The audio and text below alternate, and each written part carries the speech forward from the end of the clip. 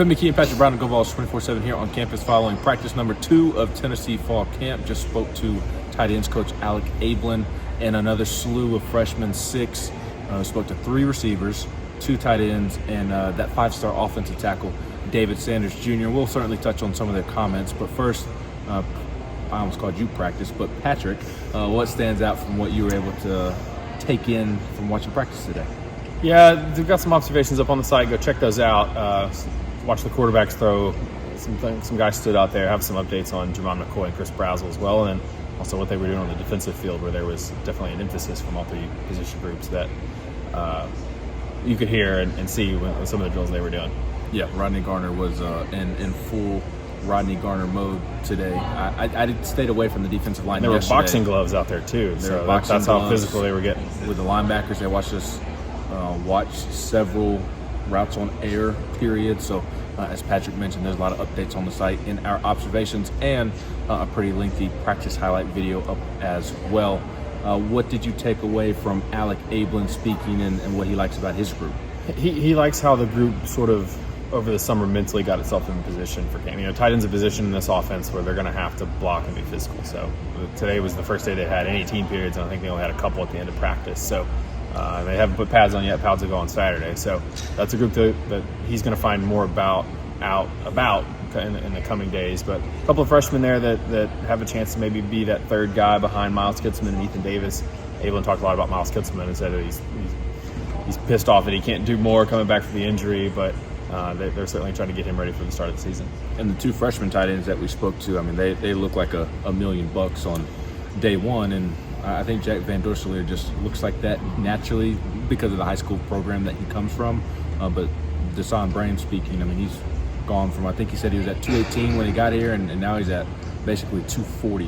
Has added 30 pounds. Well, I think that math is wrong, but he's almost up to 250, I think it is.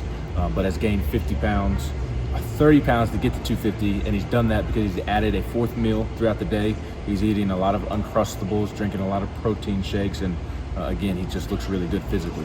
Yeah, aside from that Ben McKee math there, I think he said he's at 243, but he's a guy that missed some time in the spring, wasn't full go until late in the spring. So Ablin talked about him sort of having to not press to catch up too much. But Jack Van Dorselaer is the guy that has, I think, is positioning himself to be that third tight end. He's physically looks ready to play at this level. Comes from a pretty good program in Texas and South Lake. Carroll played there as a freshman on the varsity team, was a blocking tight end, played defensive end last year. So just a hard-nosed physical player who's got some athletic ability. I've kind of always thought he was a little Kitzelman-ish, and it was good for me to hear Alec Ablin basically say that there's some of that in there today. So, but those guys are, we'll have to see how they progress for the next few weeks, but they've got a chance to help this football team this fall. Mentioned we spoke to David Sanders Jr. He's another guy that's added a lot of weight, and I'll let you do the math on this one. He came in at 270. The goal was 290 for the start of spring ball. He got there. The goal was 300.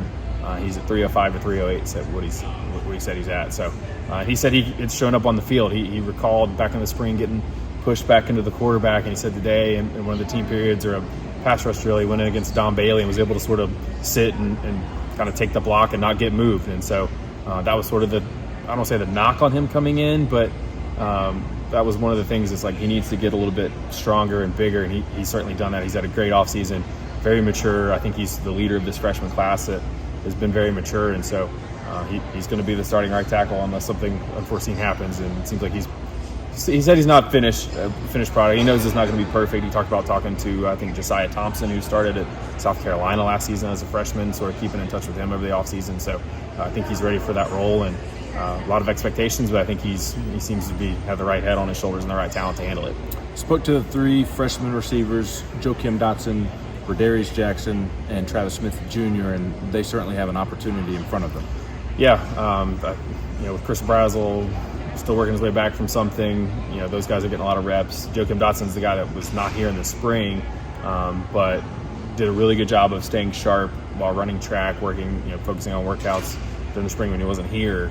And seems to hit the ground running pretty good. Said he had a little bit of a hiccup in the team period he had today, but that's just part of it, just a second college practice. Whereas Rodarius Jackson and Travis Smith, they look really good physically and are 2 big physical receivers on the outside. He's just continuing to be consistent and kind of handle and make the most of their opportunities. But all 3 of those guys, Dotson's in the slot. are going to have a chance to play a lot of football for this team and provide some depth at a position that's really, really young.